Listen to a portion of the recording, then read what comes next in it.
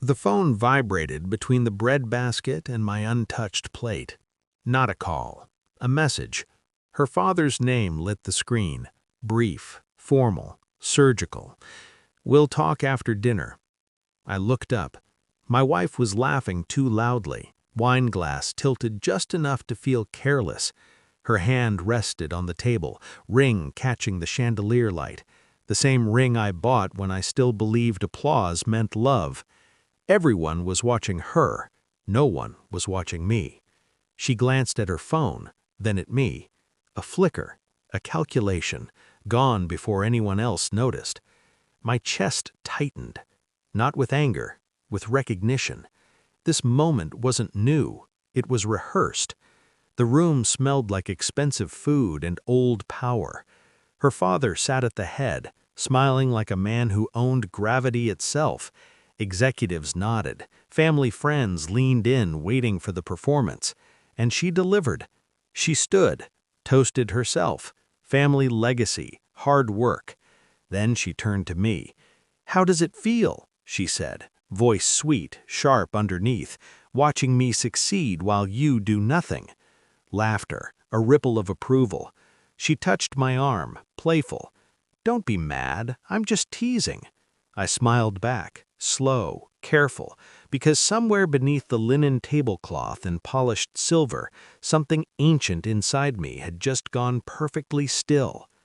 Her success had been building for months. Late nights, quiet calls taken on the balcony, new confidence that didn't ask permission.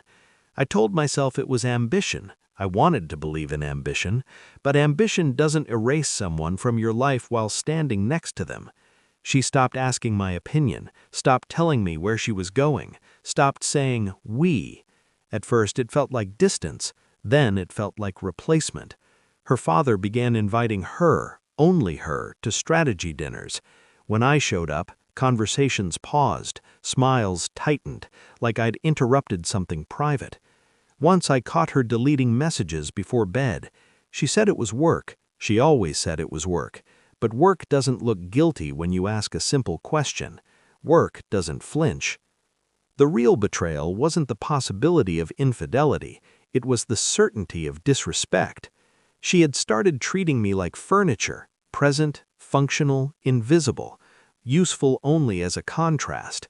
The dinner humiliation wasn't spontaneous, it was permission she believed she had already earned. I didn't confront her, I adjusted. I listened more, spoke less. I checked corporate filings at night while she slept, old habits from a life she liked to mock. I traced shell companies, silent partners, voting shares hidden behind trusts. Her father was brilliant, but arrogant. He never imagined I'd read the fine print he skimmed. Phone records confirmed what my instincts already knew.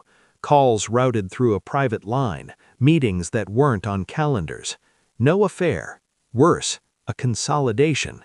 They were planning to push me out, socially first, legally later, strip me quietly, make it look mutual, civil. She wasn't sleeping with someone else, she was sleeping on me. Every smile at dinner became a data point, every joke leverage, every insult proof of confidence she didn't yet deserve. I stayed calm, I let them think I was broken. The documents arrived on a Tuesday. Stamped, verified, undeniable. 77%. That was the number.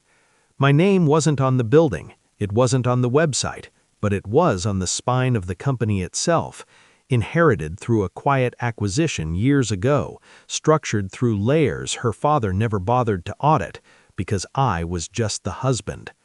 That night I handed her a single folder, no explanation. She opened it, read once, twice, her face drained of performance. "What is this?" she whispered. I shrugged. She looked up at me, eyes searching for panic, for anger, for something she could use. I gave her nothing. Back at the dinner table, laughter still lingered in the air. She reached for my hand under the table. I withdrew. She frowned. That was new. Her father raised his glass again, ready to continue the celebration. I stood.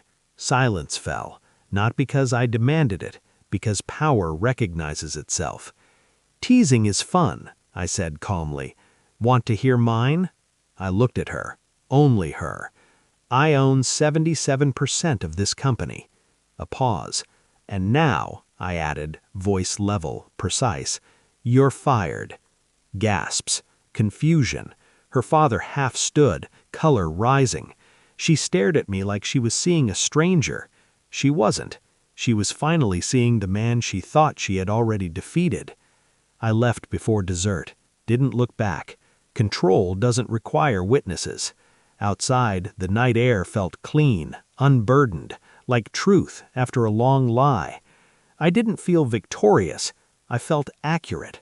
She had mistaken silence for weakness, patience for absence, love for surrender. That was her final error. Some losses teach you humility. Others teach you clarity. I walked away with mine intact and her applause still echoing behind me. Applause she would never earn again.